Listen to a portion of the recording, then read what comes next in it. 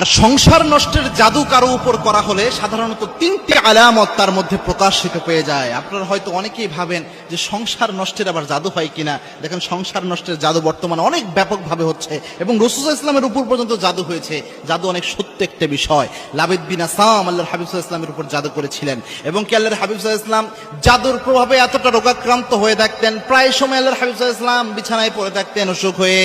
আবার আল্লাহর হাবিব সাল্লাল্লাহু আলাইহি ওয়াসাল্লাম নামাজের যখন সূরা পড়তে দাঁড়াতেন অনেক সময় সূরা ভুলে যেতেন, প্রায় সময় এক একটা জিনিস আল্লাহর হাবিব সাল্লাল্লাহু আলাইহি ওয়াসাল্লাম ভুলে যেতেন। অবশেষে জিবরাইল আমিন এসে জানালেন, ইয়া রাসূলুল্লাহ, আপনার উপর জাদু করা হয়েছে।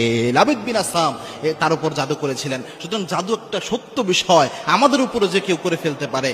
তিনটি আলামত যদি আপনি দেখেন তাহলে বুঝতে পারবেন যে হয়তোবা এমন জাদু করা হয়েছে। যেহেতু এক ভাই প্রশ্ন করলেন যে সংসার নষ্টের জাদু হলে কি কি হয়, তার মধ্যে এক নাম্বার যে আলামতটা সেটা হচ্ছে, যদি এমন দেখেন পারিবারিক জীবন পরিচালনার ক্ষেত্রে যে আপনার স্ত্রী নরম সরম মেজাজের মানুষ ছিল, অত রাগী মেজাজ বদমেজাজি মানুষ ছিল না, কিন্তু ওই স্ত্রী হঠাৎ করে কি যেন হয়ে গেল, অনেক বদমেজাজি হয়ে গেছে, কথা বললেই রেগে উঠে, যে কোনো কিছুতে রাগ করে, অনেক চিল্লা ফাল্লা করে, এরকম আচরণ স্বাভাবিক তবিয়ত ন্যাচারাল যে মেয়েদের বৈশিষ্ট্য এটা থেকে বের হয়ে এসে অনেক রাগী মেজাজি হয়ে গিয়েছে, তাহলে বুঝতে পারবেন হয়তোবা এটা জাদুর প্রভাব হতে পারে, অথবা যে কোনো তাবিজ করতে পারে, এরকম কোনো কিছু হয়ে যেতে পারে।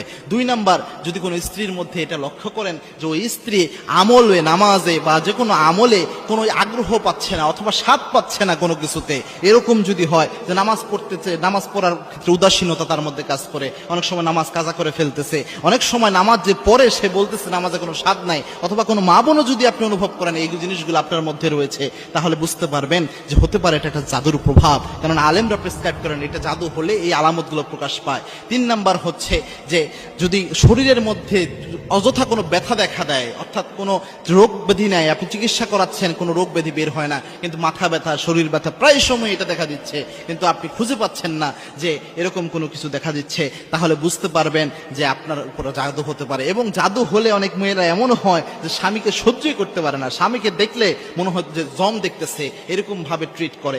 এরকম আচরণ যদি কোনো মেয়ের মধ্যে দেখেন তাহলে বুঝতে পারবেন জাদু করা হতে পারে। সেক্ষেত্রে কয়েকটা আমল রয়েছে, বিশেষ করে আয়াতুল কুরসির আমল তো অবশ্যই করবেন, 3 কুলের আমল অবশ্যই করবেন, সূরা বাকারার শেষ 3 আয়াত অবশ্যই পড়বেন, এরপরে সূরা হাসরের ওই আয়াতগুলো পড়বেন, এরপরে সূরা মুমিনুনের শেষ 4 আয়াত পড়বেন। এর পাশাপাশি একটা দোয়া সকাল সন্ধ্যা 3 বার পরে শরীরে ফু দিবেন। কোনো জাদু